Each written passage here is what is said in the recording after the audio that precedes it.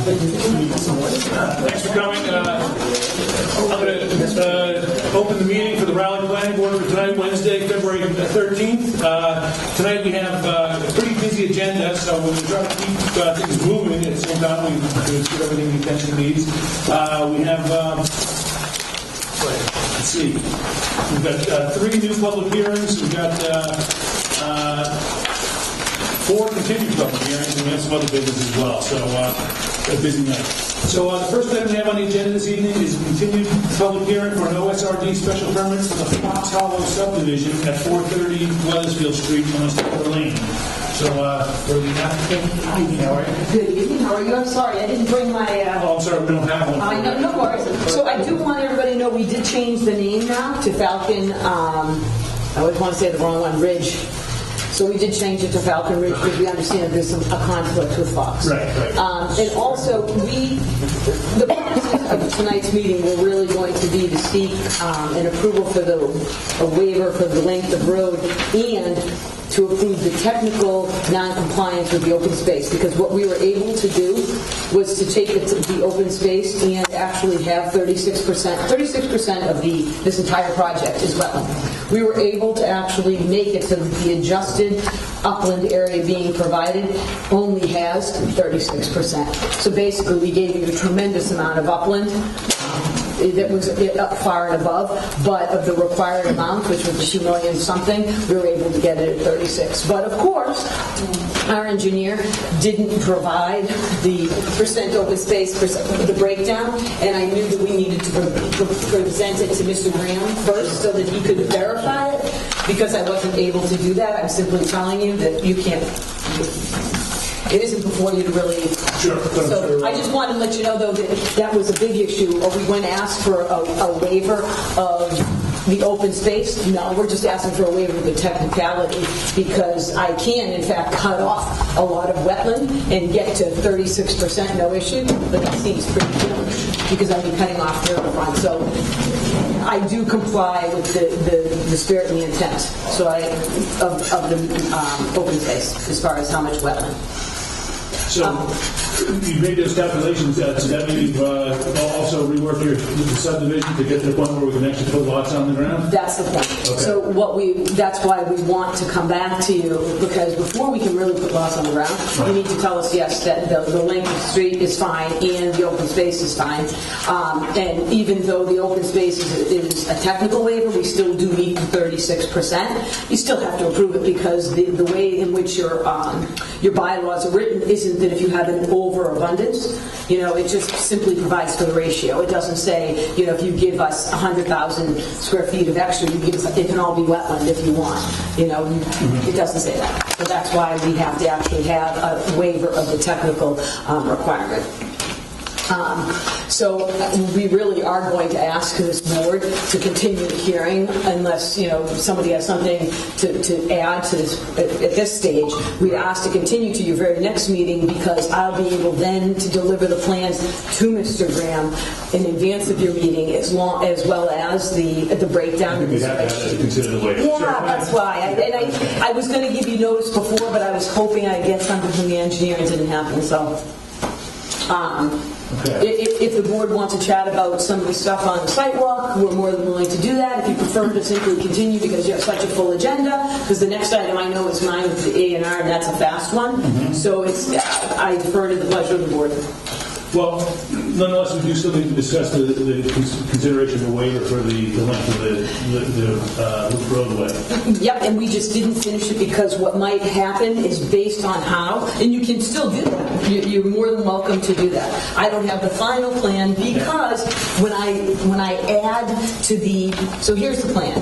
In order to create the open space to meet the 36%, I have to add and do some different things. So this length of roadway is something you're going to have to approve. So I actually need to be able to show you the final length of roadway, which most likely will be around here, but you would have to amend any decision you had based on the final plan, given that we have to take that second step, it seems to make more sense to try to exactly. And that I just didn't want to provide the board with work that maybe is best done all at once.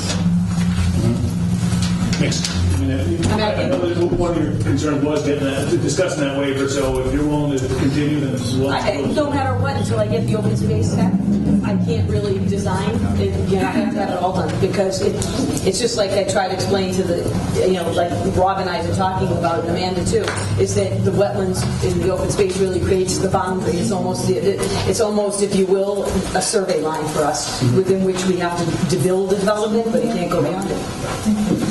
Good. Well, since we have, opened this session, I'd like to ask anybody from the community if you have any questions or input about this project specifically while we're talking about it. Is this single-family homes? We haven't gotten to the point where we're made the determination. However, it is in the outlying district, which is a single-family district. Okay. So, I just wanted to let her comment after this. So basically, it's predominantly single-family homes. OSRDs do permit multis, so they allow you to aggregate, because the whole point is to try and bring in the development to have less urban sprawl. Just out of curiosity. Yeah, so I just want you to know, is it possible, maybe there'll be a couple of duplexes. It's possible that we would do some sort of a congregate living big condominium, that's all it means. But most of them will be single-family homes, so predominantly, yes. Sure. Pierce?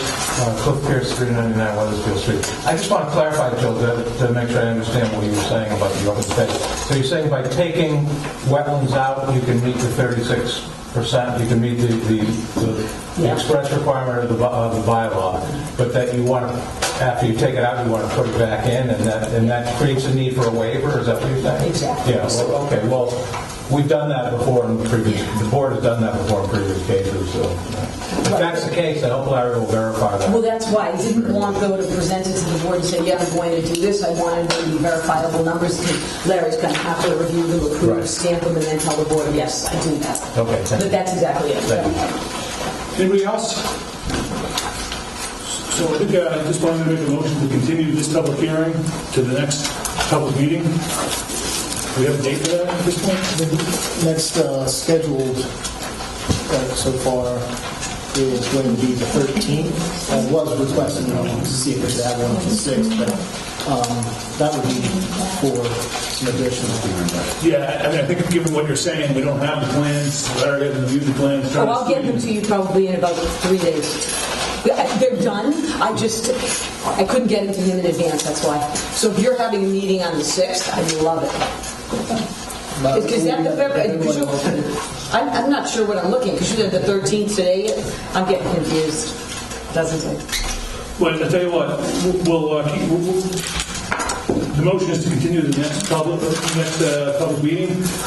So as we go through this meeting today, we may decide to do that 6th. We're not going to. You have to during the hearing, you have to continue to a date certain, because you have to make the public aware. I apologize. I think the 13th. I think we're going to have to go with the March 13th. March 13th. March 13th? Yeah. Okay. All right. Okay, so I'll be there. Second. All in favor? Aye. Aye. So unanimous. Thank you for coming up today. Yeah, thank you. All right. Next item. Before. We have consideration of an approval not required hearing for some property owned by the Tompkins. Property at 600 Weathersfield Street, map 11, lot 6, zone in the outlying zoning district. So good evening, Joanne here on behalf of Rod Nixon and the Tompkins family in regard to a subdivision that does not qualify as a subdivision under subdivision control law. Essentially, there are 2 lots that are along Weathersfield Street. As you can see, it's part of that very, very large parcel of land that is owned by the Tompkins family. The intent is to actually create lot 2 and 3. I don't know if this board remembers, but maybe a year ago, the lot 1 was created, but it was never filed in the registry, so you'll notice that I don't, or somebody might notice that you noticed I didn't have any reporting information because it had never been recorded, but I have to show it because it came through your board. So there is this lot 1 that was created. As you can see, lot 2, lot 3 have been created. They have the requisite amount of frontage. I believe Kirk went through and actually verified that. Yeah. This particular parcel does require that I go to the selectmen to actually secure a waiver of their right to acquire the property. Because this is a conversion, I don't have a purchase and sale agreement for these two lots. It's a conversion under Chapter 61. So what you do is you file under Section 14, and you basically make the Board of Selectmen aware that you are converting, and if the Board of Selectmen so choose, they may opt to secure an appraisal and then to buy at the fair market value. So I'm going to proceed and actually file that. I already did speak with the town administrator, but I did want to make sure that's in process. And it is written on your plan. You have the box to check. Yeah. So basically, this particular lot does satisfy requirements. It's safe access. It's off of a public way. And we're just asking that the board endorse the plan. Looked at it? Yeah, the front three lots, they all have 150 feet of frontage and meet the lot area, and we are identifying the rear area that's being left as being not for building purposes. Is this, I'm just trying to picture where it is. Okay, so is this past Longtree? Okay. Going towards Georgetown? It's right across the street from the solar project. Oh, okay. So that's the newest thing. That's it. Right Our across the neighbors street. here. Gotcha. Okay. I mean, anybody have any questions? Mr. Graham, you take a look at this? And then usually you haven't. Gotcha. All right. Anybody have this is, when we look at something like this, we're really not here to consider what they're doing. They have a right to this lot. We just have to make sure that they meet all the requirements to proceed with it. So it's not something we have a lot of discretion, so long as they can demonstrate they can add everything on the ground. Seems like they have. So we'll need more from them. Make a motion to approve the A&R. It's not required. That's right. A&R, I had a good point. A&R actually stands for approval not required. Nonetheless, they have to come here for us to say you don't need our approval. It's because it's a registry requirement. So because the registry doesn't know what to accept for plans, so you actually have to have the board say you don't have to do subdivision, so the registry knows we're accepting the plans and not misleading the public. That's what it is. I'll second. So we have a motion and a second. All in favor? Aye. Okay, who was the second? Dave and John. Dave was first and second. You have a discussion? Yes. Kirk does. Oh, I brought one and lost one all at the same time. Today's the 13th. Yes, it is. I was hoping it was going to be the 14th. Just sweet. Oh, please. I scheduled a meeting. I said, oh, February 29th. Did I say there isn't one this year? Yeah.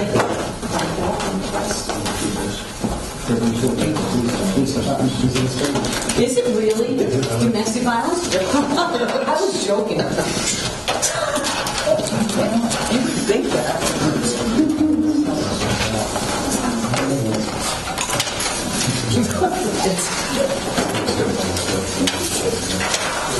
Well, my house, it's a loving holiday. Does anybody really believe that? You need one of them right now. Oh, I just passed one up. So it's Christmas present. What would you get? You send that to the Yeah, God knows I don't have my glasses. And I'll be sending you that stuff. No paper copy? We do have a paper copy to be delivered. You want Yeah, it? You know, it's better if I scan it and then you have it electronically, because that way you don't have a lot of paper, which is... Just one more thing, we have to file it there. Yep. Thank you for your time. I appreciate it, and I will see you on the 13th. Thank you, nice seeing you. Thank you. Okay, so, I've actually got to wait a minute, because we're ahead of time. Whoa. For once, I'm fast? Yeah. That never happens. Take care. Do you like it? Come on. You're from the generation who felt depressed, aren't you? That's what I felt. What's wrong with the name of the road? That's a good name. Because it's already been used in the town of Rowley, so we can't go. I wanted to change. Just be confused. So you'd be going to the one place all the time. David Jack will be the change. Good luck. Yeah, you too. Great. Congratulations. Thank you. Take care.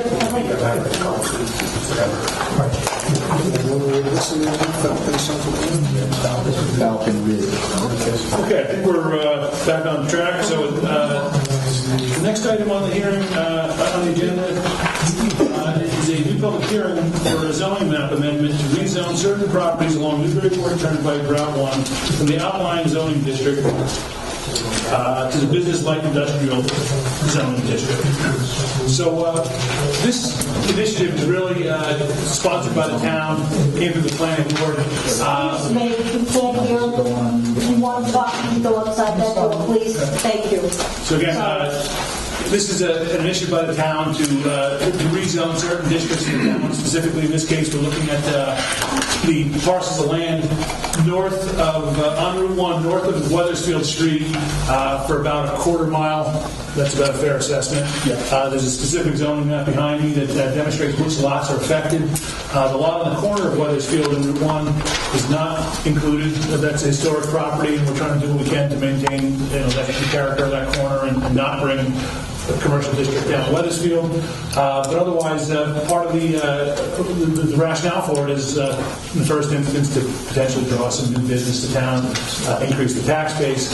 It also would bring the properties that are already out there, and first would give them some opportunities to perhaps change their use, where currently they're all grandfathered in the current use, but don't have a lot of latitude to change that use. This would give them the latitude to change to anything else that's allowable in the business, light industrial area. It also would give us the opportunity to review those properties if, in fact, they did want to change use or otherwise any of those lots that are otherwise undeveloped come before us. We'd have the opportunity to review any site plans. Nothing about this zoning amendment would have any impact whatsoever on the wetlands that are already out there. The wetlands are protected by the Wetlands Protection Act, and that's not going to change. So it doesn't mean that just because it's not commercial, they can disturb that. But it is, it does give people a little more latitude, and in fact, it would, hopefully draw some commercial activity out there that perhaps the town could use. So with that said, Mr. Chairman? Certainly. I hate to say this, but I think you have to go through the formality of opening the public. Oh my goodness, we've done this. I bet we get it right in the next two. This is what you have to do.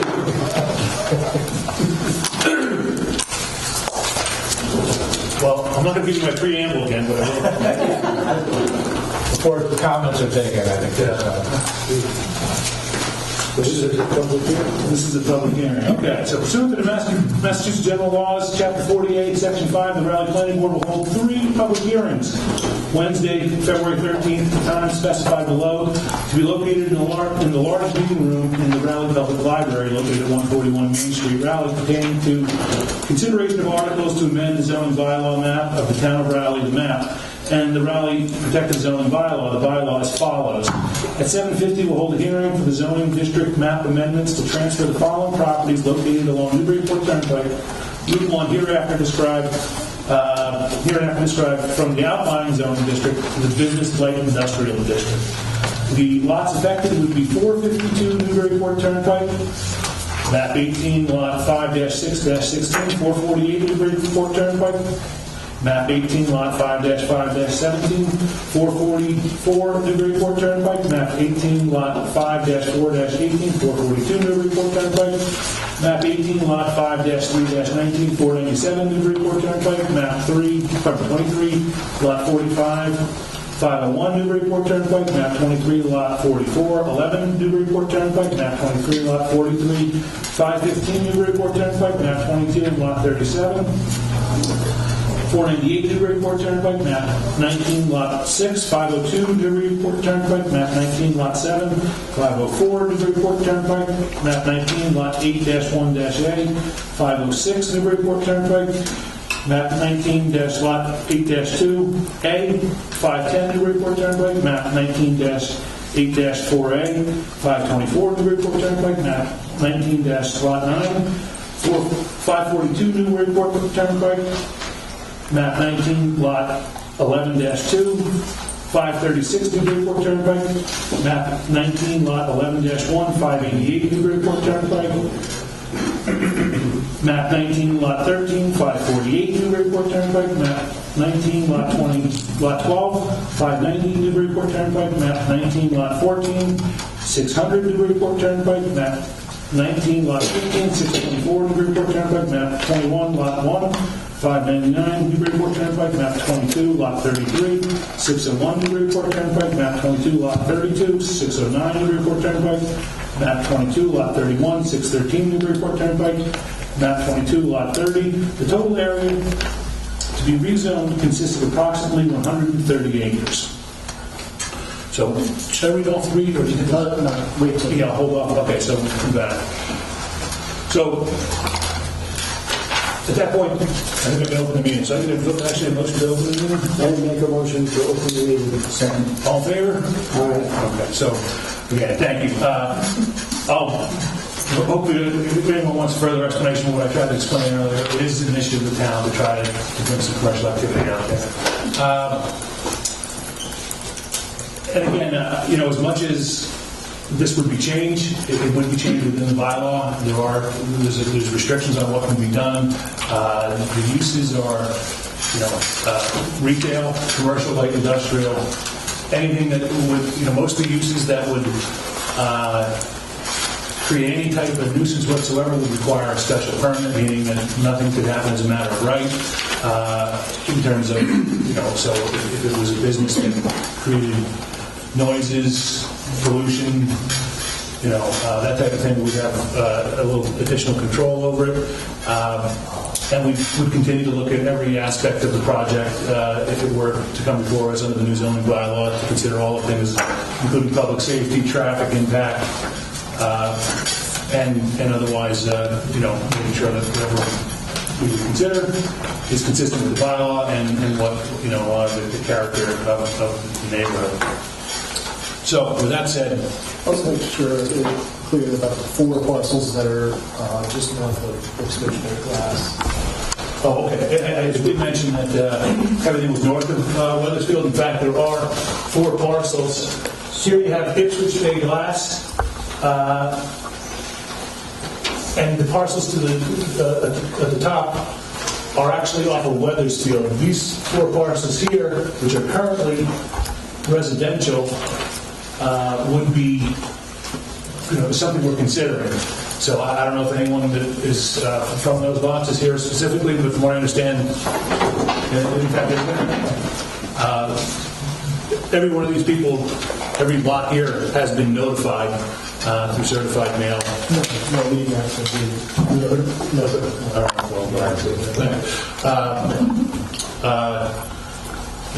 Nonetheless, we have not heard any, as far as I know, there's no landowners that have any comments to the negative that are included in this proposal, all right? Yeah, one of the others actually is Right. And also importantly, these people own this land. They continue to use it as they choose, okay? If they sell it, the new owner can present the petition to us, but we have no impact about who comes in there, okay? And we don't have anything else, and we can't, we're not promising businesses, we're creating the opportunity for some change. So, anyone that has any specific comments? Sir, please just let us know who you are and where you live. My name is Bill Kennedy, and I'm the president of the Fox Meadow Board of Trustees.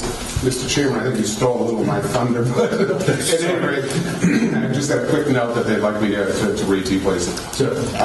Fox Meadows is averse to this change to go over to BLI, but if the BLI change is to be implemented for this zoning district, we request that the land use now requirement site plan be reassigned to 4.7.3 land use, which requires a special permit. Okay, which is, I think, what you just touched on, correct? It is, but specifically, would you mind sharing with everyone here what type of uses would fall into that kind of? Yeah, well, it includes, I believe in subsection E and F, it includes storage yards, offices for general construction, landscaping, similar contractors with open storage and related supplies, equipment or vehicles, and structures for storing such items, provided all such storage areas and structures are screened from outside view. and provide further that the storage areas and structures may not be located within 70 feet of a street line or within the minimum setback area as established by section 6.1, .3, .2, whichever is greater. And we appreciate this request.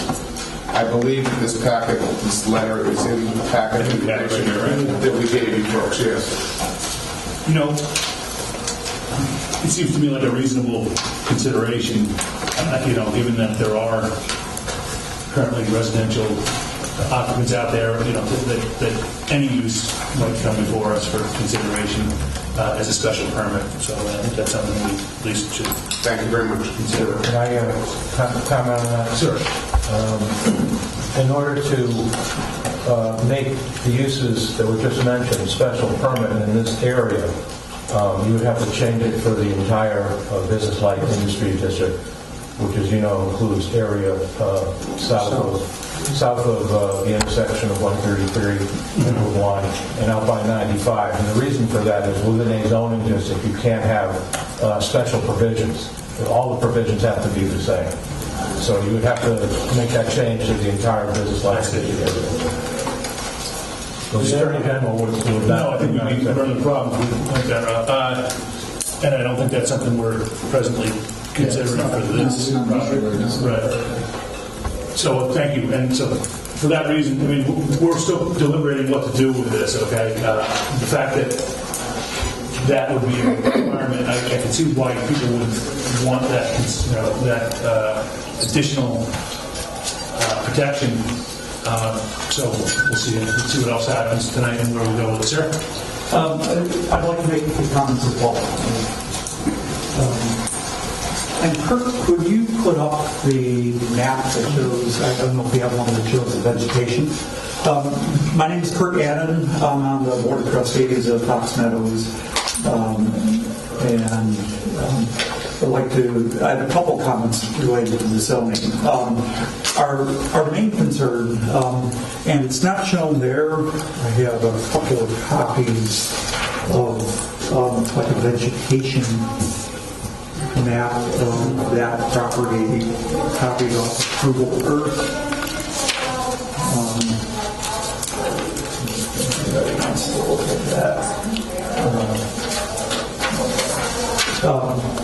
So our main concern is that there is some development that would be fairly unattractive that could occur right on the southern border of that property. So what abuts Fox Meadows on the entrance drive-in. So it would be this area right in here. Here's our entrance road, and so it would be that area. And in fact, on the map or on that Google map drawing, this is relatively forested, like in a couple of pockets, but then there's wetlands in between.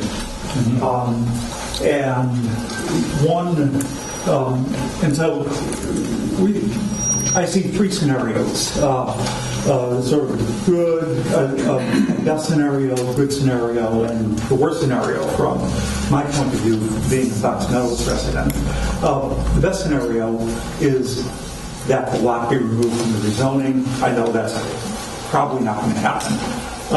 In discussions that we had with the town planner earlier, one idea that was brought forward was to have the rezoning start some ways north of that property line. So not right at the property line edge, but perhaps along the line, either continuing there or even a little bit up. That would leave that southern section in an outlying district, which would be very protective.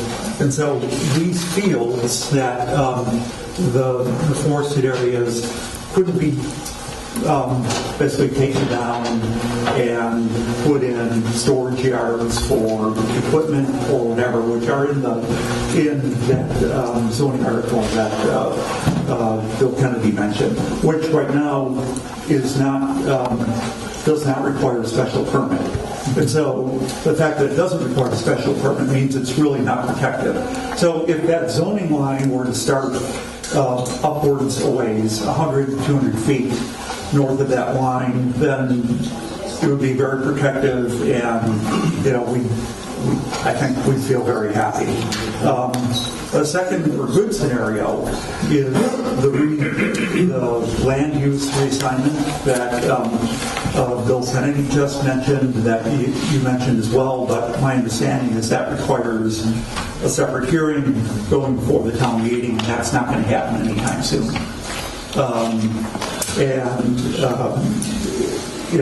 If with the special permit, we're trusting the goodwill of the planning board to not allow, that area to be all the trees removed and put in storage area, again, for equipment, mulch piles, whatever might be there. The third and worst scenario would be if it just goes forward as is, which doesn't give us any protection. The protection, it would be somewhat difficult, that section bordering Fox Meadows would be somewhat difficult to develop given the intermittent stream and the wetlands.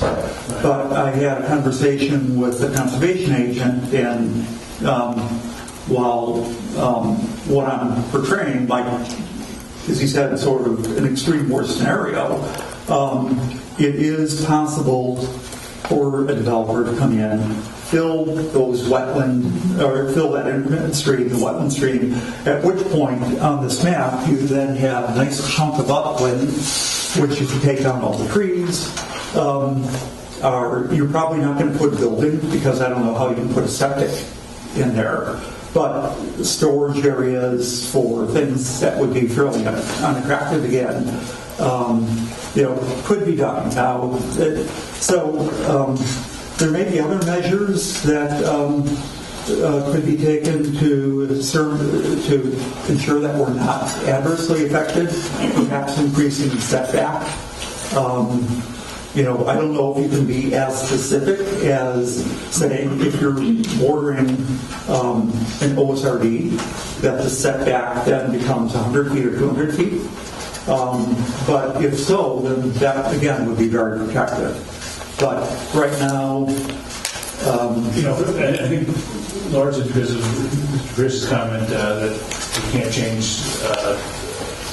the bylaw for a specific district area within a district, we'd have to take it up to change the entire bylaw for the outlying district, probably for the business light industrial district.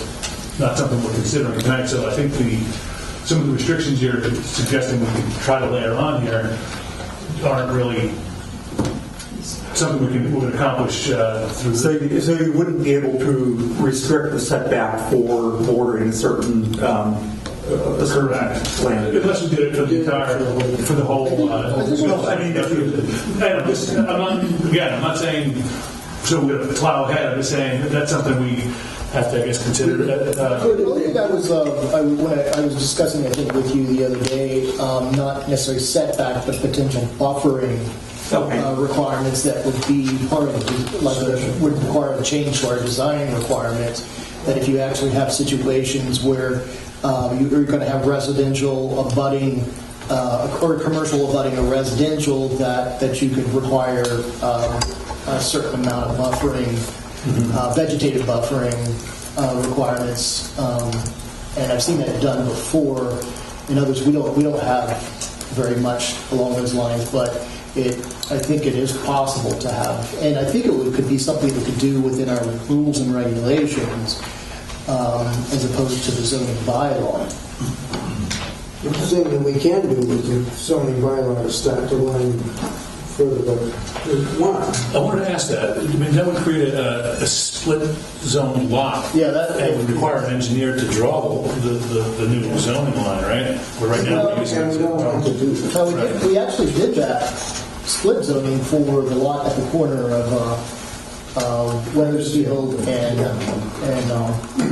Newburyport Turnpike. North of us. We had what was it, a 50-foot, 100-foot buffer or something? Yes, but, Yeah. yeah, so you could, I think you could draw something draw a line on the map and indicate on the map that it's 100 years, 100 feet from the property line, that's where the line is, so. Because they mentioned 200 feet, 150, and then we have the 15-foot buffer. That's the closest it could be. So we were. I just don't know if 200 feet is too much. I don't know where the wetlands are and what is the base of the number. Might be 100 feet. If you look on the Google Maps, there's a scale down here. My guess is that here's the entrance road to Fountain Meadows. This is probably on the order of like 200 feet from the property line, that edge of the forest, so 100 feet would be maybe halfway down. But it looks like Fox Meadow already, owns to there. Our property doesn't extend terribly. Right in there, more or less. We don't just look at it. Yeah, in terms of proposed, what we would propose, what we own is actually a fairly narrow strip. It goes, like, here's the detention pond, I think our property ends. Fairly close to that. Kurt, are there any markings of your property line out there? I actually went out there to look, and if so, it's in a lot of brambles and very inaccessible. I don't know that there is. There are markings. That's been on their property, right? Well, it is. Yeah, so So I think Back of the tree line, more than 200. Probably. more than 2. In some areas, yeah. Yeah. And, if we were to define the line as just being 100 foot from the southern boundary, we wouldn't otherwise need any, Yeah. We could define a certain distance. I don't know if that's the right way to define it. I know that you're not usually, but how would you suggest it? Well, that large area to the north is marsh or wetland. That's brown on this map. Yeah. Correct. So you've just got the 3 wooded areas there that are upland. Does it make sense to think about revising that line considerably further north so that you're not encouraging development in already protected wetlands that can be done under limited project, et cetera? That tree line is probably. Well, it's quite a ways. It's not. It's probably the back or the northerly end of the tree line is probably 270. Yeah, but I think what I'm saying is you want to strike that line further to the north so that you're not taking in all the wetland. Why encourage the development of the wetland? So it might be 500 feet north, or it might be a certain distance south of the next line.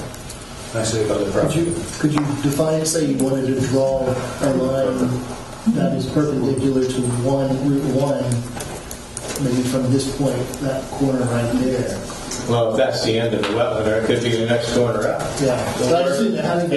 I don't know how far northerly this wetland. Run a line parallel to Route 1, called, 200 feet, and everything on the east side would not include in the region there. That's one way. Yeah. Most of that backland is wetlands, right?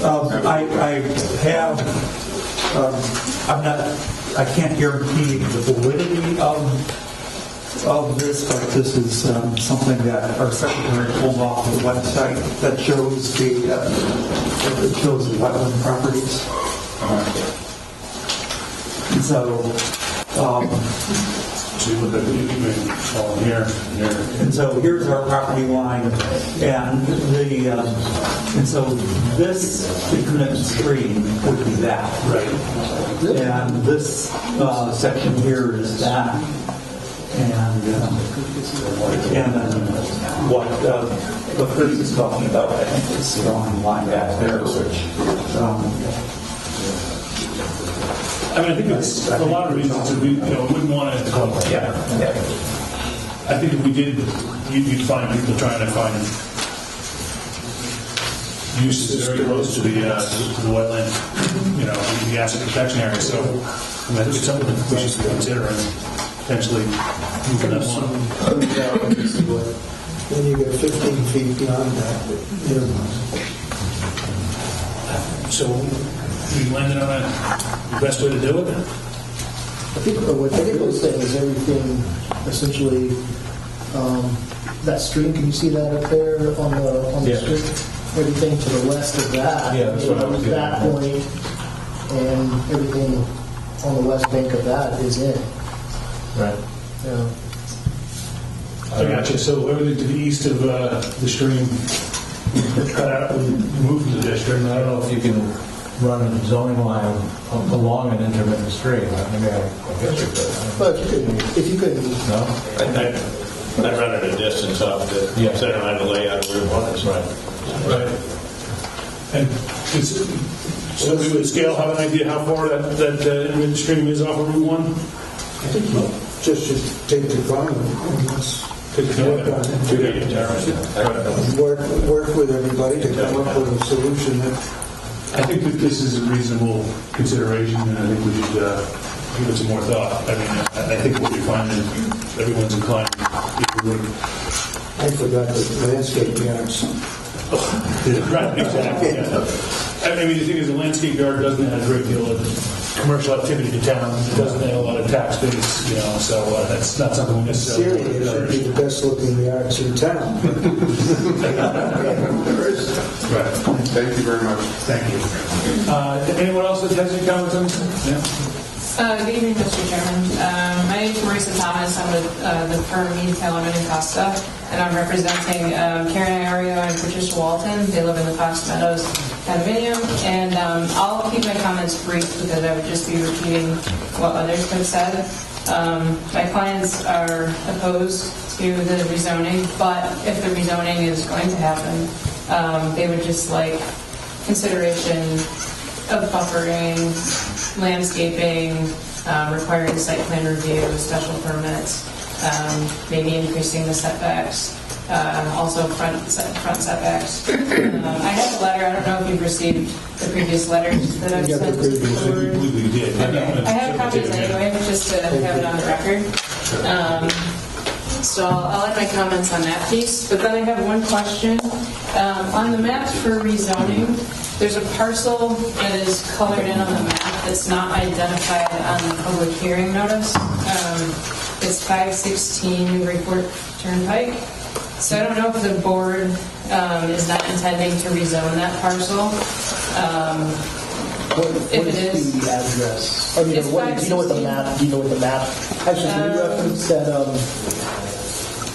Is it? You said it it's should not be on there on the, it's 19 dash, I think it's 8A. I can't read those numbers from here. It's colored in on the map to be rezoned, but it's not identified on the public hearing list. So if it wasn't the intention to rezone that, then that's great. But if it was, I'm just not sure if this is sufficient notice since it's not listed. Did you say 516? 516 Newburyport Turnpike. Yeah, I mean, it's not on there, so. But I don't know, is it shown on the map? Can you show me which? Yeah, right where you think the campus there, right there. Right there. This? 19-9 or this 19-3-8? That one right there. Yeah, that's the one right there. So it's colored in, so it looks like maybe it's going to be rezoned, but it doesn't show up on the list That would be for it. the I think that's actually public town property, if I'm not mistaken. That would be, So I just wanted to clarify South of whether, Agawam fence?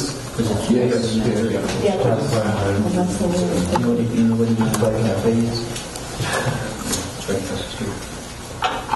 Oh, yeah, the rest. So it's a good point. We have to figure out if that was, even if it's town property, that may have some own issues, but if not, I mean, I think at least to the extent that we're considering this rezoning, we may continue it to come back and look at it. In which case we... I don't know if we put off the whole rezoning. No, I mean, but if we put this, if we continue this to the next month's meeting, So we probably noticed that lot. Is it on the westerly or the easterly side? Which side of Westerly. west? Yeah, so- Like, there's a piece of town property there. Right there. I think that's what it is. The town lot is right below the fence. Where the fence place is. I'm pretty sure that's town property. Yeah, That's what I think about the recycling. Yeah, possibly. right. Yeah. But, you know, Should be rezoned. the town doesn't really need a rezoning, you know. No, because they're municipal use. So, I don't know. And could always come back and rezone it. Yeah. Or we could leave it out and nonetheless have, the town has the rights it has. Yeah. The town has certain rights anyway. Right, that's what I mean, yeah. So if it were not, I mean, I think it's certainly a valid point, but I think we may, the reason it might not have shown up is because it was identified as town property. So, all right. Okay, that's all I had. Thank you. Anyone else have any comments on this? Sir? Old Town, 22 Bennett Hill Road. Just to go back to the part about the stream that's running through the main part of the land that's under discussion. Are you at the point of saying you're thinking about pulling that the side that's on the east side, you know, out of the equation at this point, or is it still kind of going back and forth? I think we have to look at it. That makes sense. So it does seem to make sense. In the first place, that's where all the wetlands are, to the west of that. Secondly, we have residential butters there that have shown up and you know, lodged their opposition to this. So I think we've got to take that into consideration and to the extent that, you know, we can do that without and still move forward with this rezoning, we'll probably try to do it. So I think we're going to look at it. And then on the west side of that stream, does there have to be another 50 feet because it's you have to have that 50-foot setback? Well, we wouldn't be changing the west side. It would be outlying district. So whatever the setbacks are in that district. So whatever the wetland requirements are. Right. Okay. Anybody else? Amy Whitmore, like the street. I'm just opposed to this whole change from the outlying district to a business district. I think the town should really think about the sprawl situation and just, there's already, I believe, like 9 or 10 businesses between Weathersfield and Central.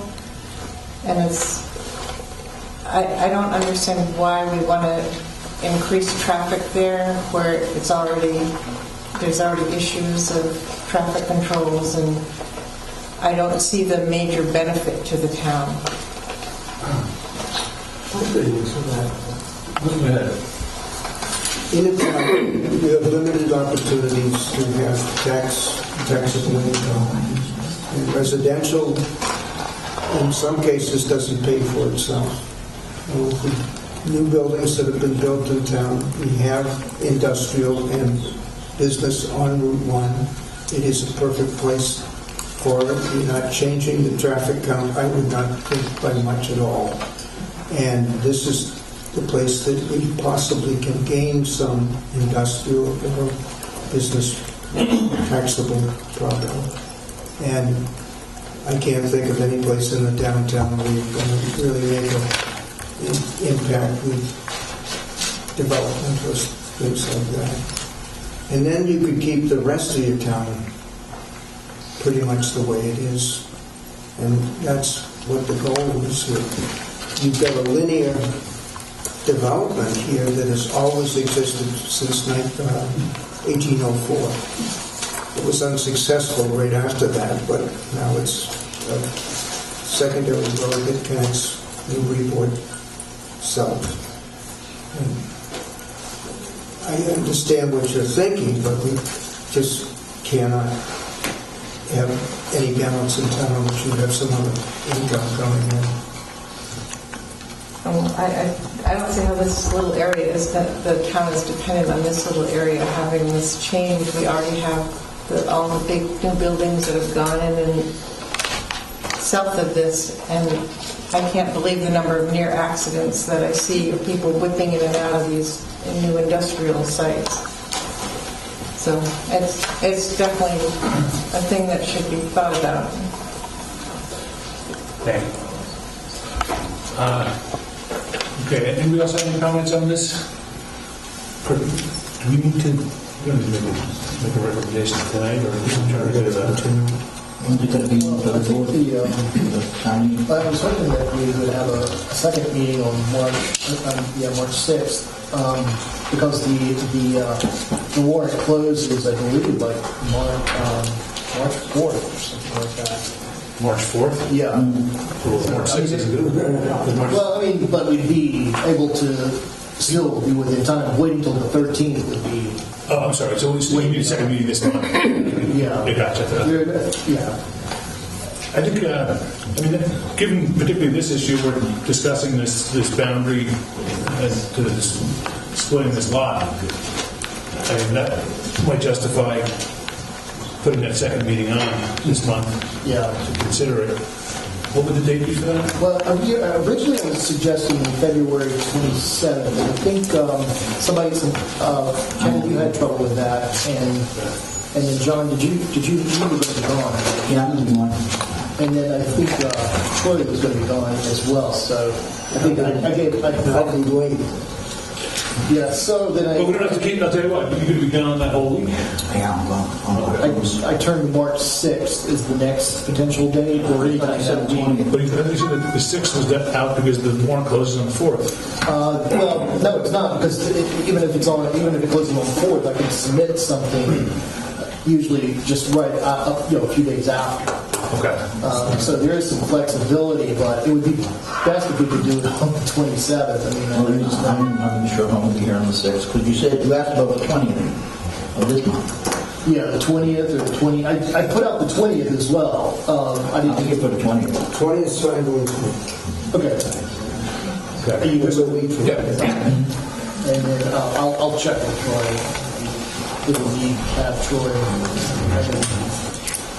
Good. Well, then I think we ought to, so that we are able to make a recommendation one way or another prior to the warrant closing, that we try to get this back out for some further deliberation. So I'm going to make a motion that we continue this public hearing until the next hearing date, which is Next Wednesday. Next Wednesday, the 20th. And Kirk, you have time to notify that? Well, 48 hours notice, and we continue that for it. All right. Good. Second. All in favor? Aye. So what time would be same time? 7:30? Same time, right? Yeah, we would hold it. 7:30. Thank you. I will still need to check with the library, but usually Check the website. If for some reason this room is booked, we may have to use a different space. We have it booked for Fox Meadows meeting, but actually, no, we're going to be across the hall, so it wouldn't impact you at all. But we'll cancel our meeting. This one's That's good. It might impact our meeting. no, this one's more important. Yeah. We'll switch ours. Can I ask how many units are in Fox Meadow? 28. It's 14 duplexes. Okay. And how many residents total? 28. Yeah, figure 20. Average 2 to 3 per unit. Gotcha. And I had one of our residents recently did the tax generation. I think it's close to 200,000 that we submit to the town relative to taxes. Absolutely. No, I mean, we want to make sure that no one is adversely impacted by this. So we'll try to do what we can. Thank you for your consideration. Thank you. All right. So thank you. Well, we'll move on to the next item. So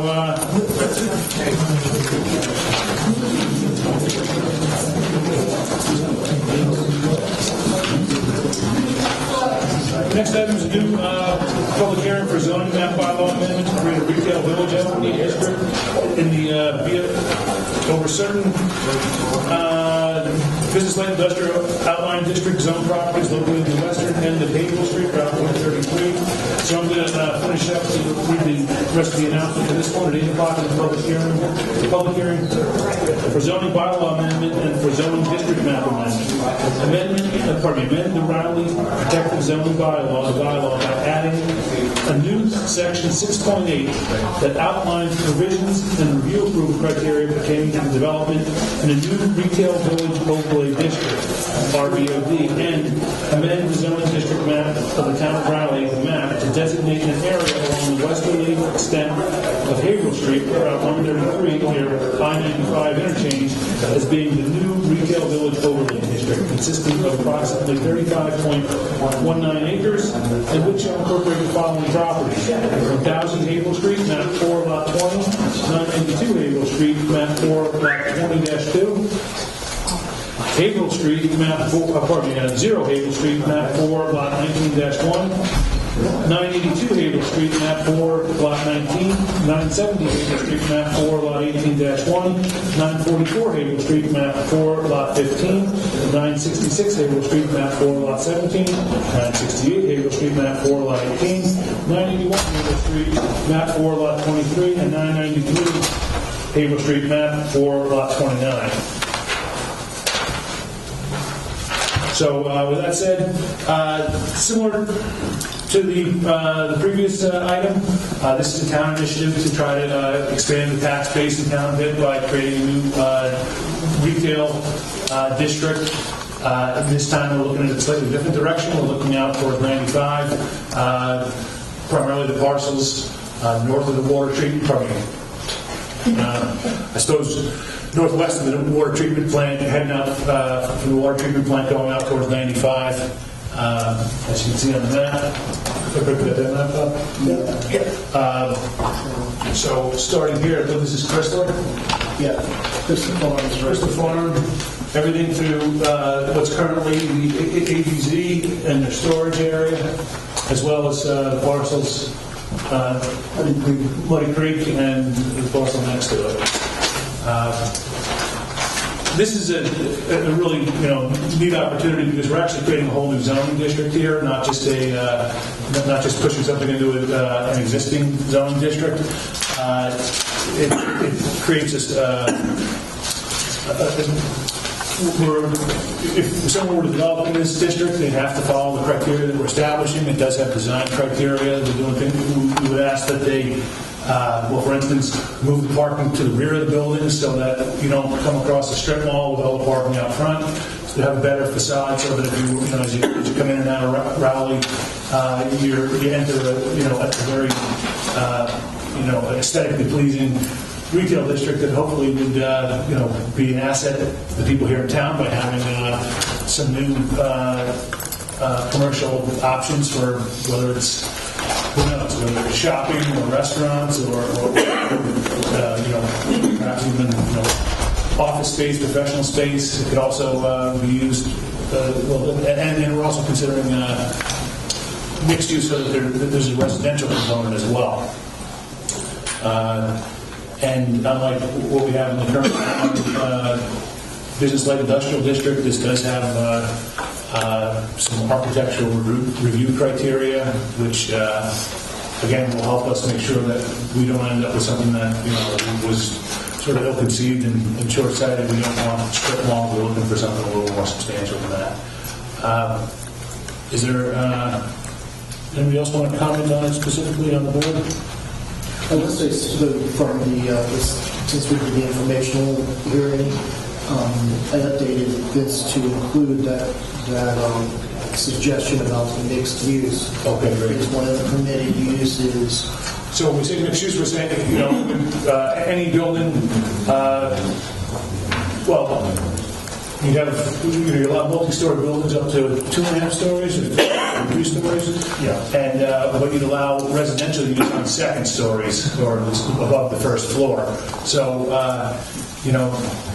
not necessarily the old concept of store owner living upstairs, but nonetheless, it could, it's going to be hopefully a village type community that you have people there during the day for commerce, and you have people there during the evening because they're going to be living there.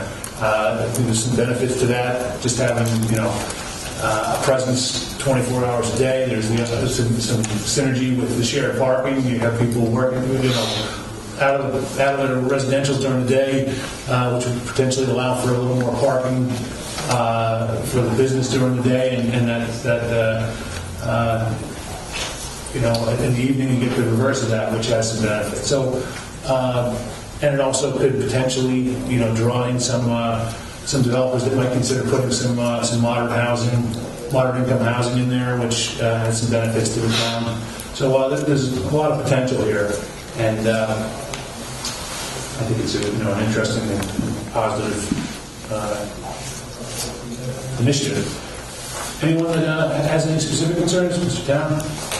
Is there any reason for not allowing like up to maybe 4 stories in this some of these buildings? What do you mean, just 4 stores? And that's No, 4 stories. Oh, 4 stories. Oh, right. I mean, that's Try to keep it in the village scale. This way you can go up to 35 feet, measured in the front in our zoning ordinance. I was just thinking along the lines of Newburyport's bylaws where they were trying to keep it at 4 stories, and it works there. Obviously, they're a bigger town, but it just seems like if you're going to go, I think it's a good point. If you're going to go, if you're going up, if you're putting residential upstairs, why not have 2 floors of residential? Right. Potentially. or offices. At 35 feet, you can get 2 stories of residential if you work it right. I mean, it's something we can, considering we're creating a new district, we can certainly consider. But that being said, we don't want That'd that be more attractive to some developers to come in if they have something more to work with. This is not a new concept. I mean, when I came, like about a year ago, mentioned this to you, this is existing almost at several areas. Right. In Saugus, Route 1, the old hilltop is turning into that. Yeah. If you go down to the Litchfield place, Even down Burlington, Wegmans. My sister lives in New Jersey along the shore. It'd be something similar that they could do up in Saul Street. It was one of these places. You went through several streets. There were all businesses below and apartments up above, and there was plenty of people still walking the boardwalk. So it's a win-win for the town because this was trying to be zoned, I don't know, what, 15 years ago? Yeah, probably. Probably, or even, and it was turned down.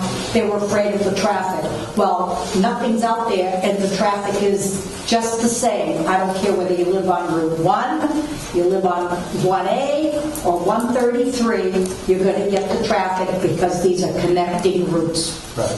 So it's a win, and like you say, it's going to help the tax base because the residents cannot bring in enough revenue to take care of the schools and everything else with all that's going on, and they have very little impact on our usage of the schools. They're going to take electricity and power, but guess what? They're paying the bill. It's not on the school bill which part of our tax dollars for the school bill or the fire station or the police station. So this is one of those, even the one on Route 1, the same. I mean, I would say to these people, you know what you were buying when you bought property off of Route 1. I know they don't want to hear it, but it's the same. If I was to have found a place that we were living on Havel Street, I made that choice because I know what I want. So, but it's a win-win. I mean, I do think it's something we can consider to try to find a way to allow up to 3, or 2 stories above. Residential. Yeah. I mean, so I think that's a comment worth considering. Anybody else have any comments on this project specifically, or this initiative?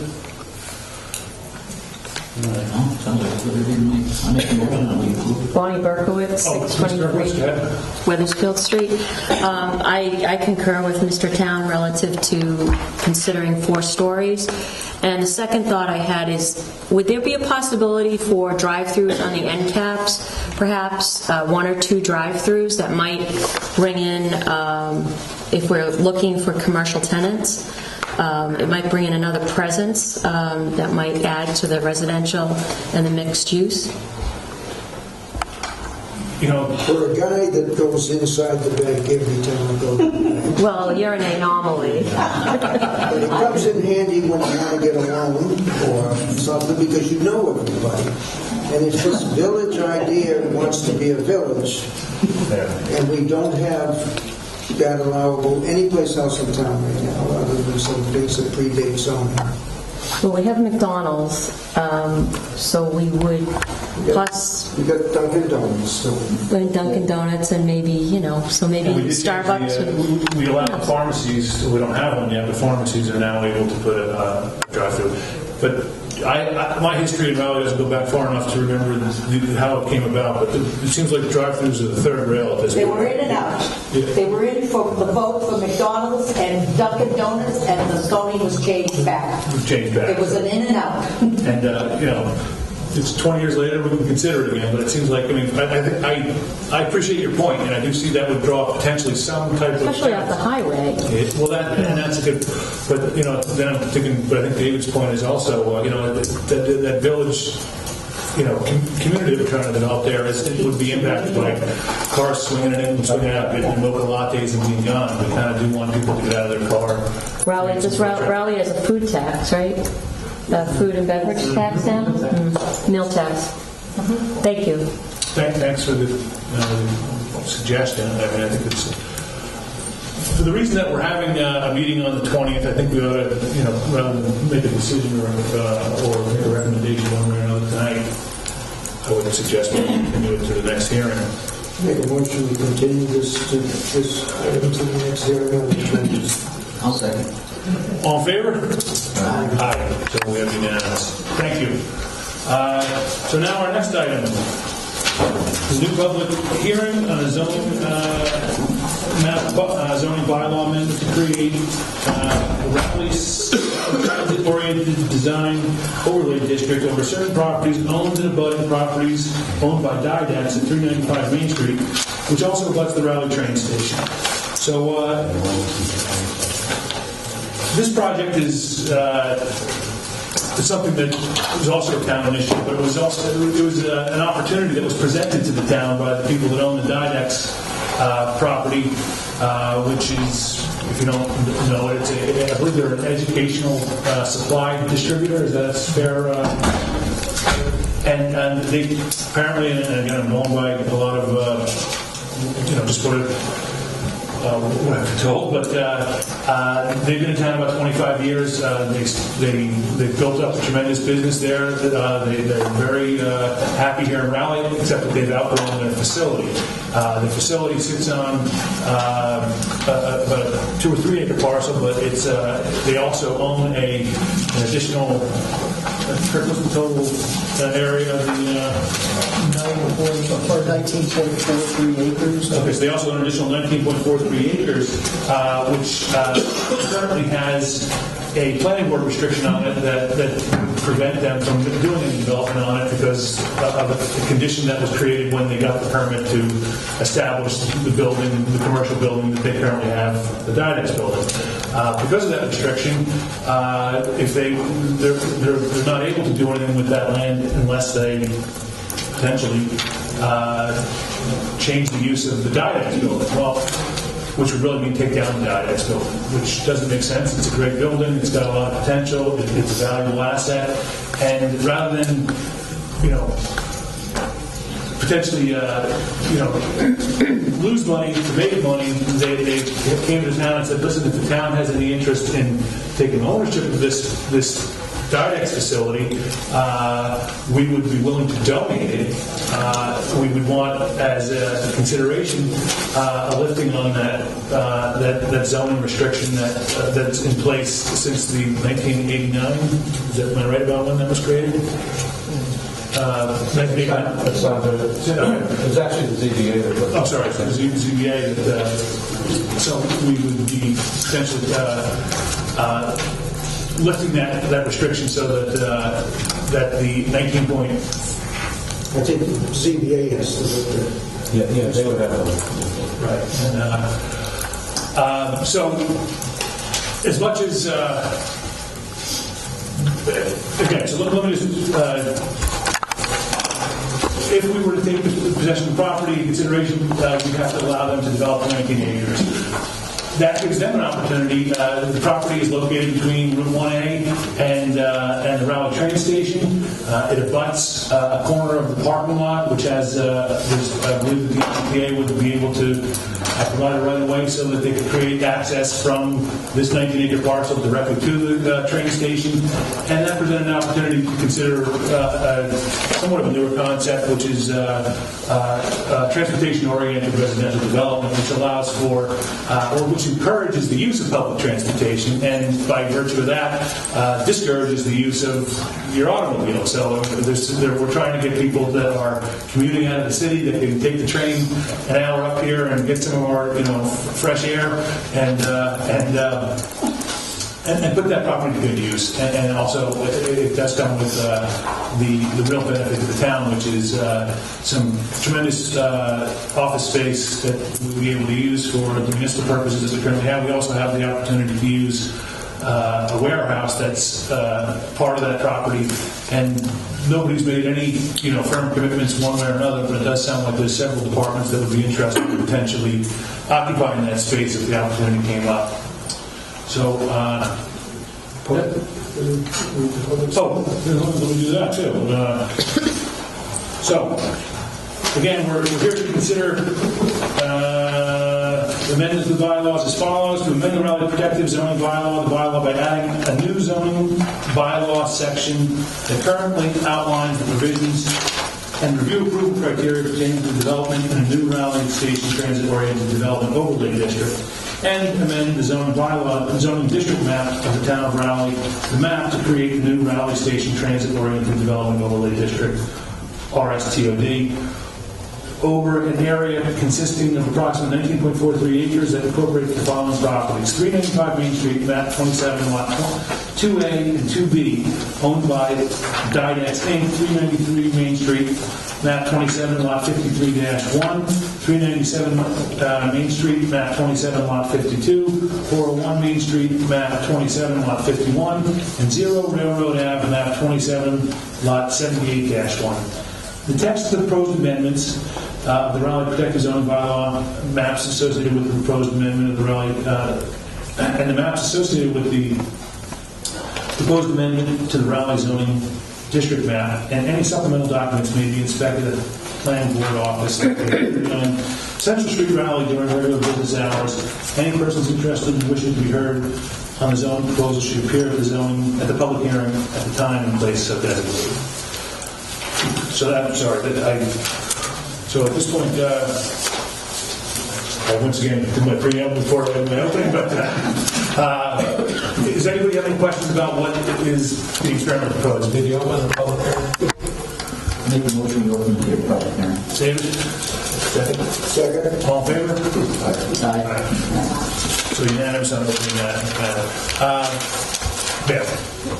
I am confused about what's going on. So, Didax has all this land. They've outgrown their building. They have the 19 acres.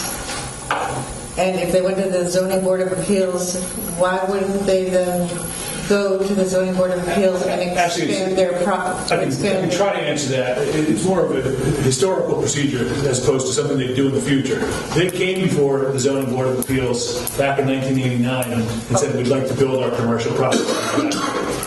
Probably a total of 23 acres out there. We need to use 1 or 3 acres to build the Didex building.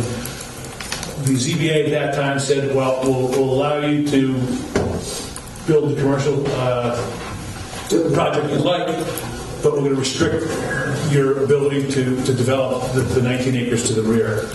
They accepted that. That's been the status quo. Now they've outgrown it. So rather than their options, I guess, are to sell Didex, but maintain that 19 acres as undevelopable, or take down the Didex building, which would allow them to develop everything under the existing bylaw, or, as they've generously proposed here, consider that the town take possession of it, and that we can reconsider how we could allow them to develop the land, the 19 acres. So they aren't currently allowed to go back before the zoning board of appeals because they've done it once before? Well, I usually They can go back. They can go back, and most boards aren't going to change their decision without something changing. And at this point, So instead, you're saying to take possession of the building, then let them develop the whole 19 acres anyway? correct. But then they can't do it for what? For the need that they have to expand the No, Didact? they're not looking to expand Didax on this 19 acres. Right. They're looking to sell it to a developer who would develop it for, well, creating a residential district, so it will be a residential use. And all they could do now under the current zoning is develop a single-family dwellings on 60,000 square foot lots, which is a pretty low density. This would give them a higher density of development. This would allow them to do multifamily housing, this zoning. Okay, but you're all saying that you don't want a lot of housing, so why not allow them to expand their commercial facility in a place where they already have a facility and they want to stay in town, and they've already got that property? I'm not following the reasoning here. Well, first thing I would say is this is not an initiative that they've approached us with this proposal. We didn't suggest they go this route. All right. But what is your thought process? And I will allow Mr. Smolak, who represents Didax, to Yes, Mr. Chairman. For the record, John Smolak, attorney for Didax, and you've raised some good questions. From a zoning perspective, there's a limitation how much you can expand that pre-existing building, pre-existing non-conforming structure, and that poses a limitation. Didax actually needs about 40,000 square feet to operate, and so the existing building that they have is really functionally obsolete. And so it didn't make sense from a business perspective to redevelop or rebuild there or try to, notwithstanding the zoning issues. But the discussion went on a bit further in terms of how the town had some interest in that municipal building. And so as a result, because of the fact that the remainder of the property, and let me just back up a little bit in terms of the property. It is correct that the rezoning is for 19 acres, but 15 of that is the vacant parcel. 2 acres of that is also where the existing Didax building is located. That would be donated for municipal use. And there are a couple of parcels along the front that Didax does not own that might, if they were to come up on the market, that might be useful in terms of adding for a redevelopment of that residential portion of the property. And so Didax does want to stay in Raleigh, and they've been actively looking for sites. They've actually leased some space because they're bursting at the seams. So they leased some space temporarily in another town, but they have intention to come back and build a 40,000 square foot building in Raleigh to keep the employees in the town. So that's the intention. And so in terms of the development, we've had a lot of discussions with members of the town officials who are not only very interested in the proposed reuse of that existing building for municipal purposes and to save the town a ton of money, but also this is one of those rare opportunities where you might be able to create transit-oriented development right next to a train station. And the idea is we've had some discussions with the MBTA. And what we'd like to do is have the ability to provide access directly from the residential portion of the property directly to the MBTA parking lot, so that, again, in the spirit of trying to create smart growth opportunities to try to reduce automobile trips, would allow someone to leave their house, walk along a path right to the MBTA station and travel north or south, wherever they're working or wherever they want to go for some other activity. So that's the whole intent of the process and the redevelopment proposal. And we've had some very good discussions. We're looking at trying to create a very nice compact residential area, but there's no place better to put a proposal like this. There's no better place to put a proposal like this in an area which is next to a transit station. And as you know, that's been a trend for many years in other parts of the state. And this is an opportunity for Raleigh to take advantage of that and be a little creative in terms of that design. So that's something where Didax is a willing participant, and we think it's a benefit for the town, and we think it's also a benefit for Didax as well, because it allows them to explore other options to rebuild in Raleigh.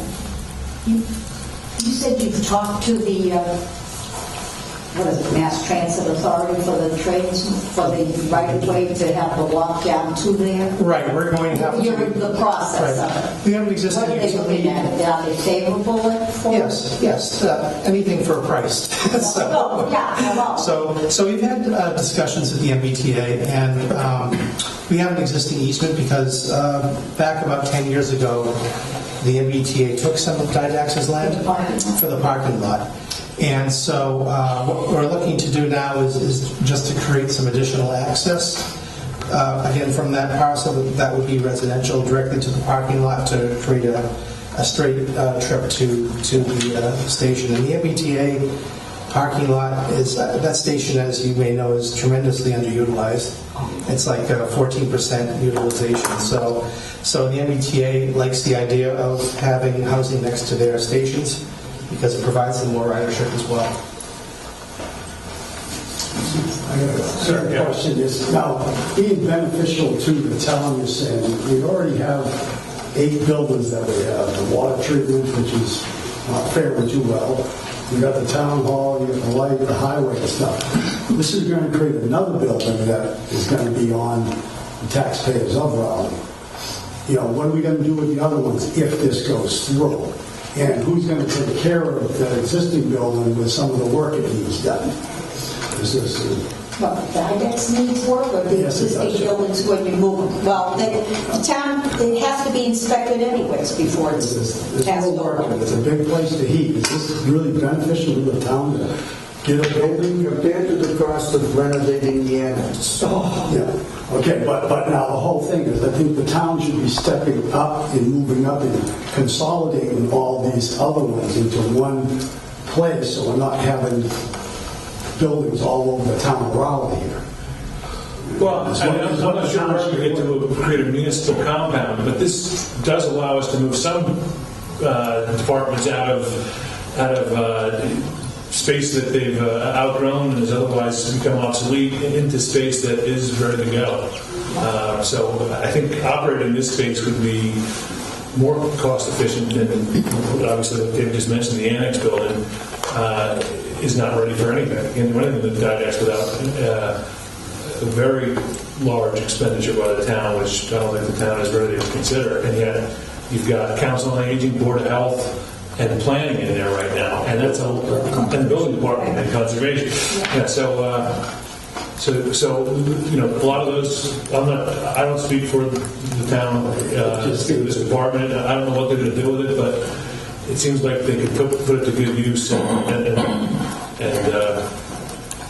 you know, taking a building that's ready to go is going to be ready to.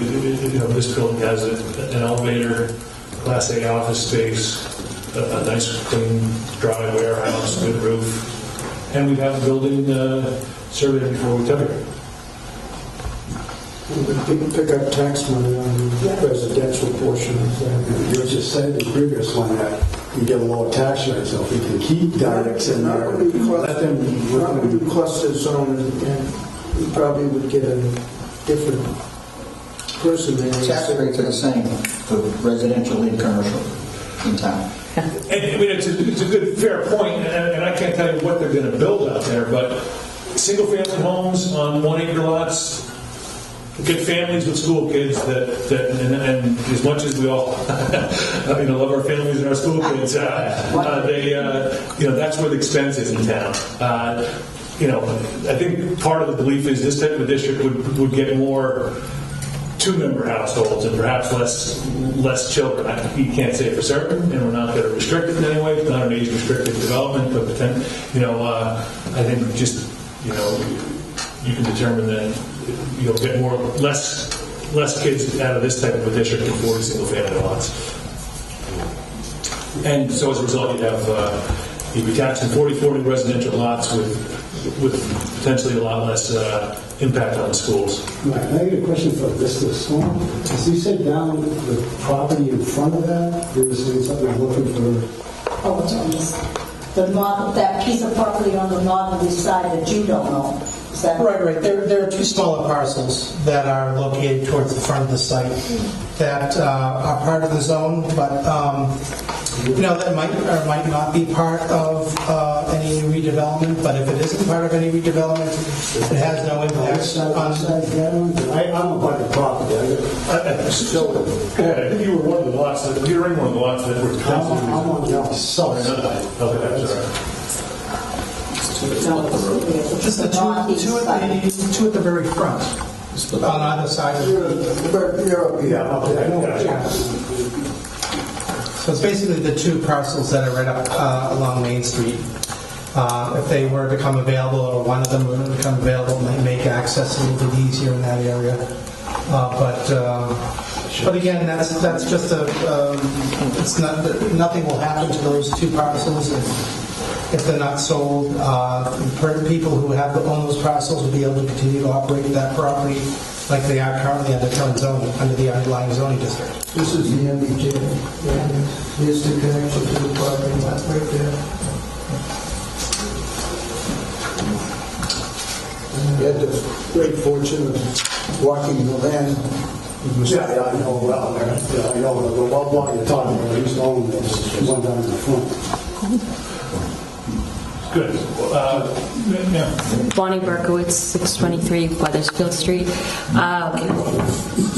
I respectfully, listening to some of the comments, it's very interesting, and while it's a transit residential development zone area is very interesting, and I'm sure would add something to the community. However, I'm a little confused as to how the town taking on another municipal separate building adds to our economic development overall for the town. And I also respectfully think we should investigate to some extent a possibility of a municipal type of complex to keep all of the offices so we don't carry as many physical properties as residents and taxpayers.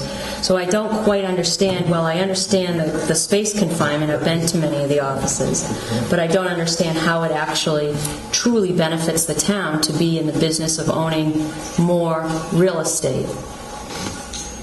Thank you. We need administrative office space. I don't think there's any doubt about that. If you've ever been in the annex building, and you can see you've got the planning board, you've got the conservation commission, the board of health, the building inspector, the council on aging, all jammed into that one floor. 5 classrooms. That's what it was. We can't use the second floor because it would cost over $1 million to put an elevator in. This is an opportunity to get a quality building for free. We're spending a lot of money building a new fire station, new police station, renovating Pine Grove School. We're not going to build more municipal buildings. That's out of the question.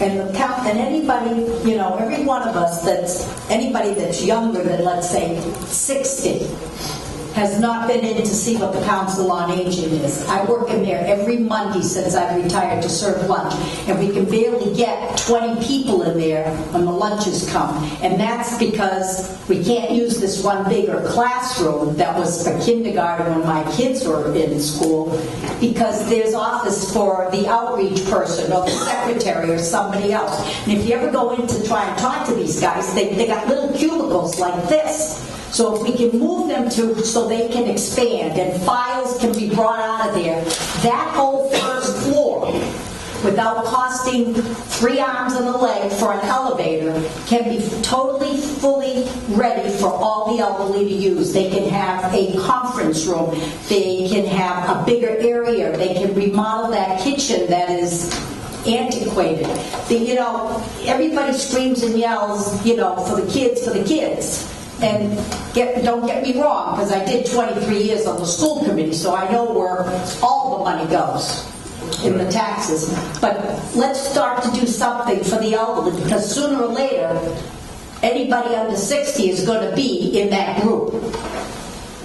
This guidance building is a win-win-win. It is, absolutely. If I may follow up, I think you're explaining a private-public type of agreement, which is awesome, right? You have a private owner as far as Didax is considered, private property owner, trying to forge some type of arrangement with the public town, which is great, and they're trying to divest of property.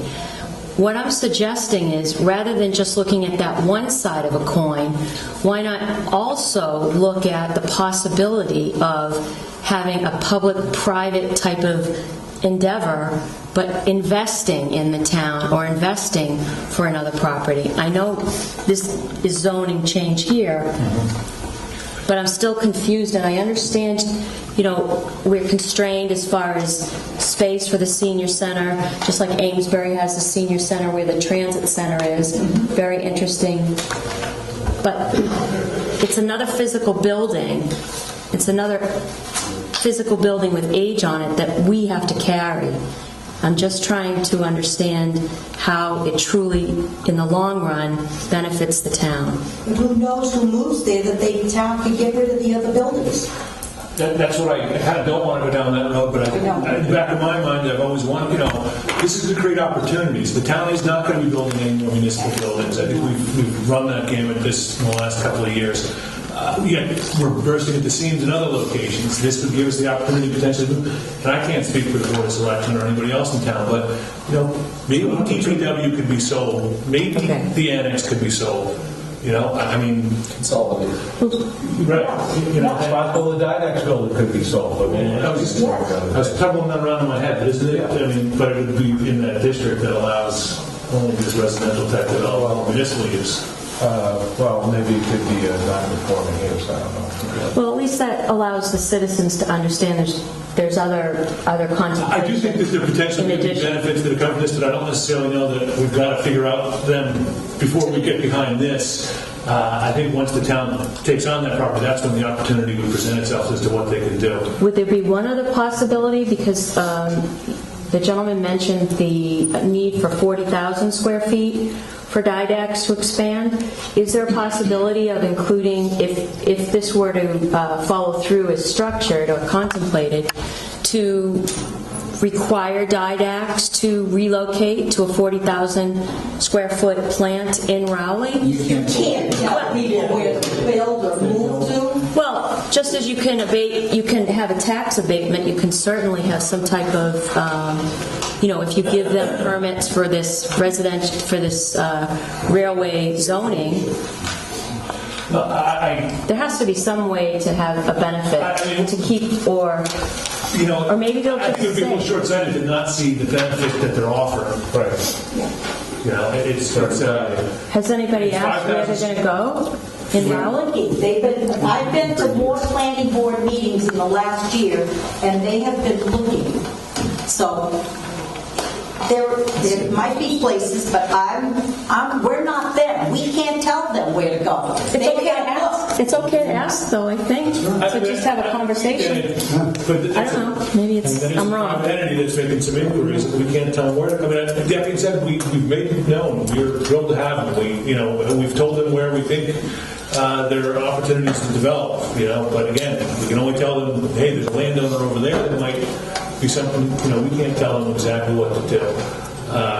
And I think if we did, we'd just be bogging this process down to the point where we scare them off altogether. You never know that, if new rezoning on Route 1, that could actually present some opportunities that haven't been done.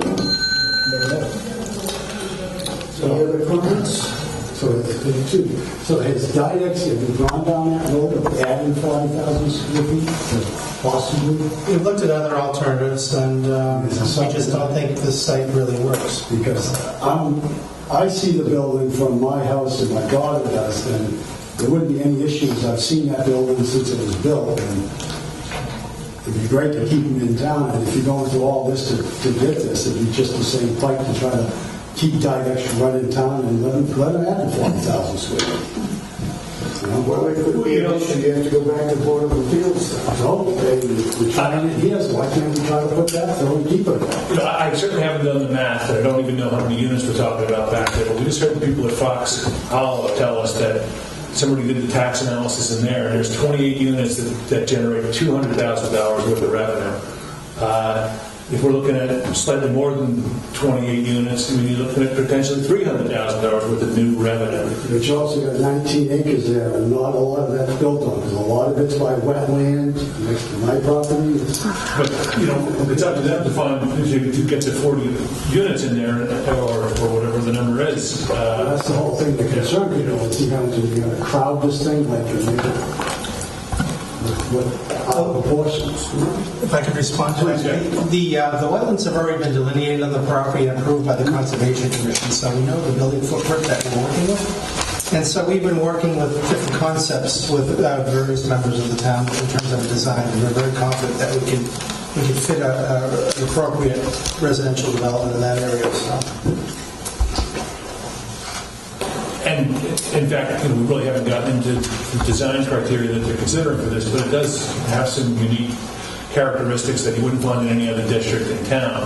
But by that I mean we're looking for buildings that are closer to the front walk, potentially that have driveways in the rear, to the extent that they can design that, so that we don't have a bunch of long driveways in front of the houses. The houses will be closer to the street, potentially having open spaces between rows of houses, potentially having some mix of 2 families, 4-family buildings, different type of clusters. So there's a lot of different concepts in here that would, as much as you're right, it would be slightly higher density than you have in other areas of town.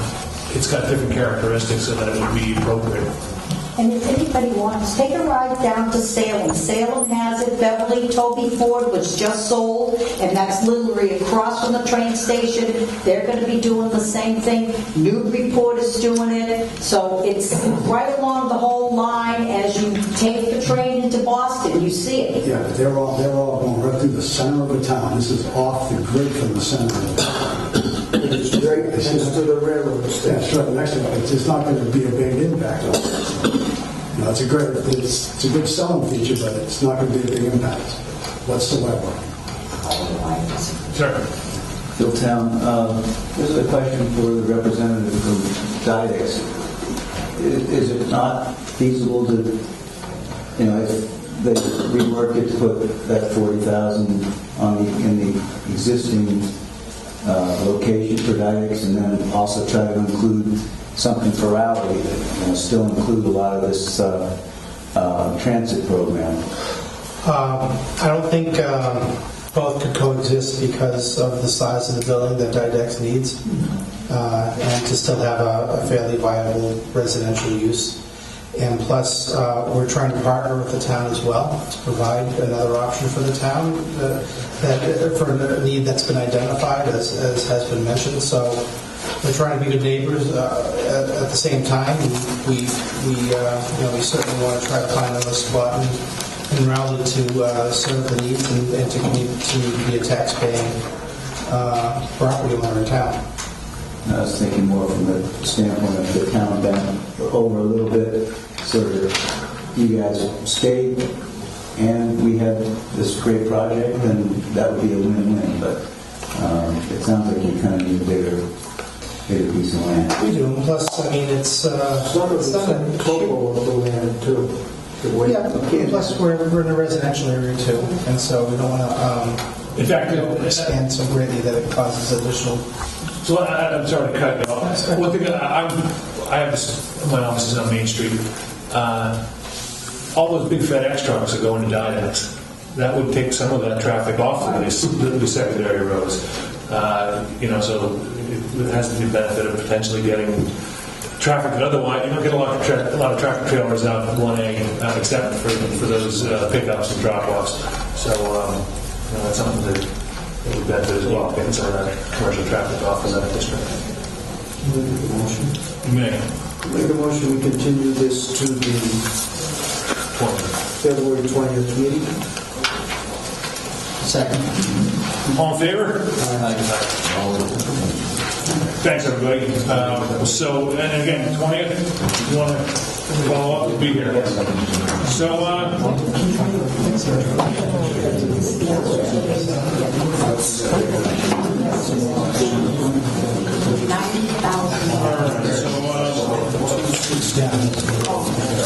Well, that's because of the communication. all right, so next item.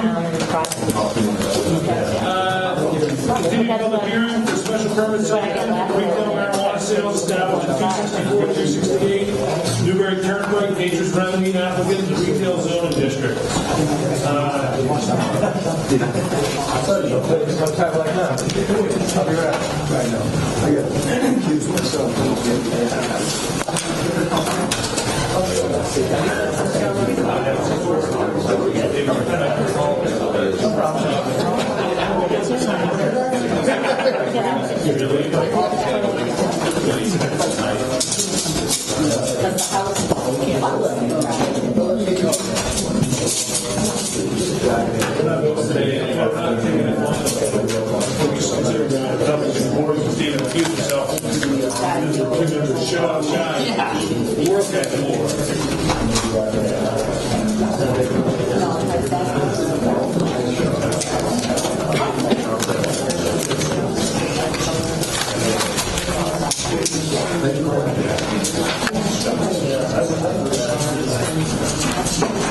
All right, so if I can just have everybody's attention, so we're going to continue with this public hearing for the applicant. Who do we have?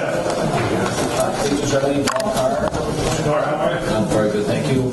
Steve Sawyer, Dave Miller, and Jeffrey Dirk are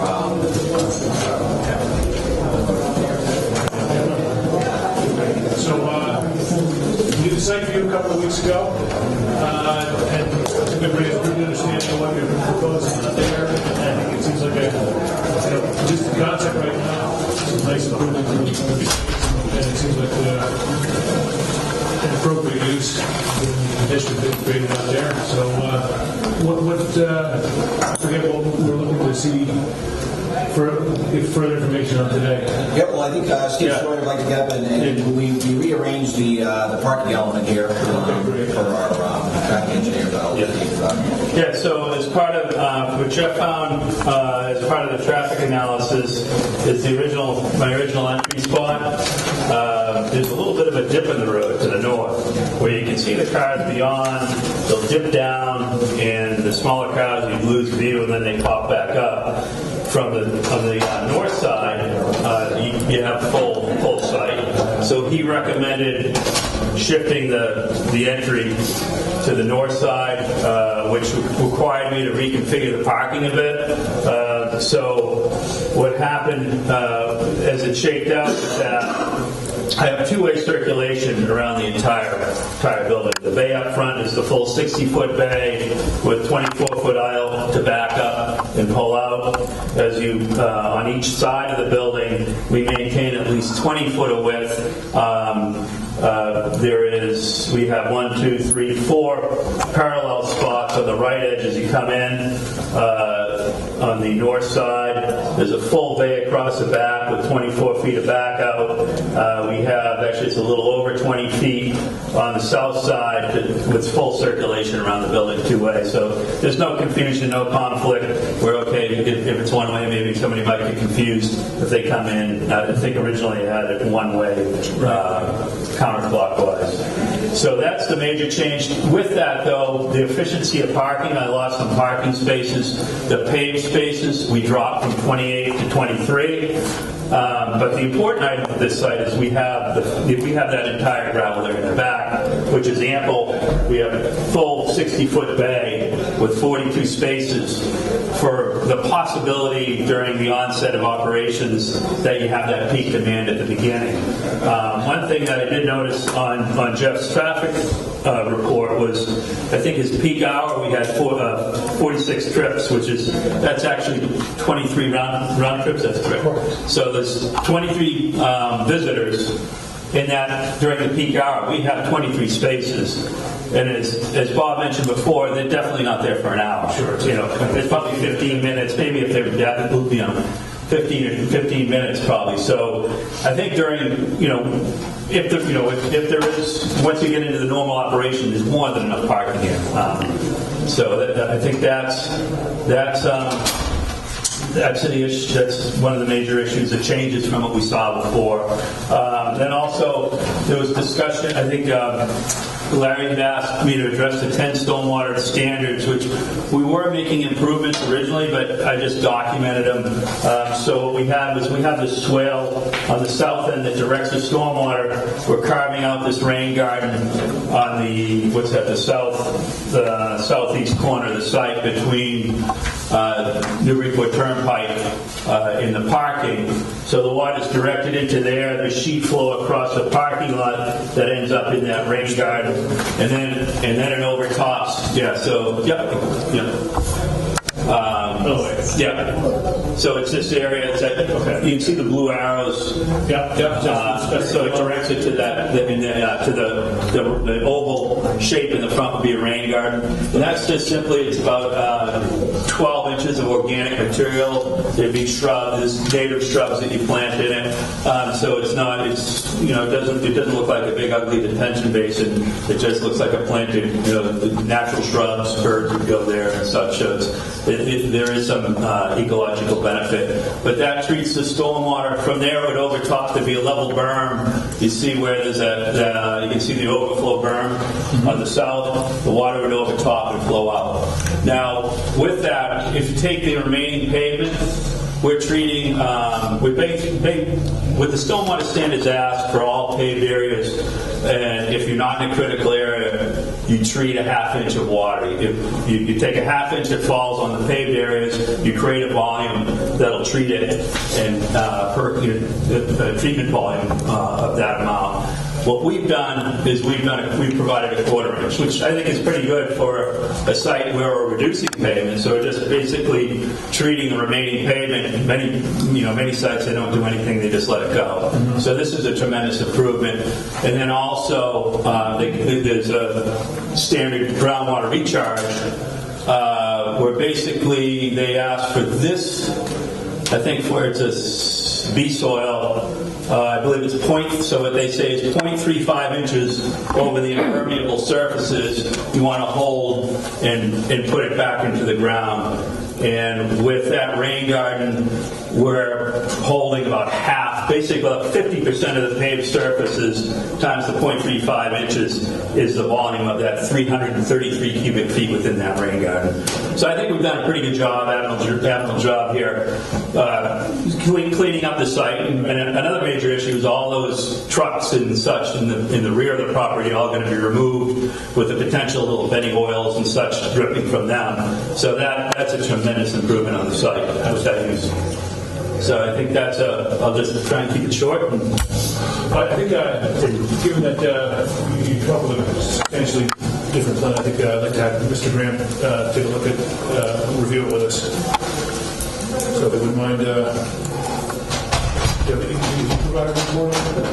No, I got it this morning. Oh, okay. So I didn't have time to write a report. All right. I did have a couple of hours to look at it, and I think that the new rearrangement of the traffic flow within the site is better.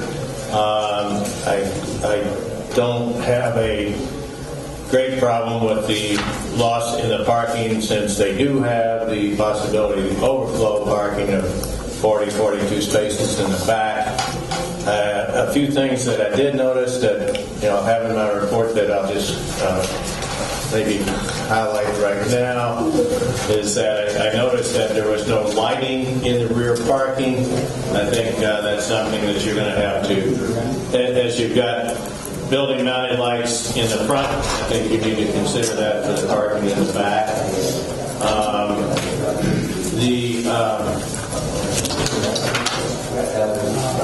BAI had recommended in their report, their very last bullet under their recommendation section, I think, or the very last page, a traffic and parking management plan, which can be, I think, a condition of approval if the board decides to move forward in that direction.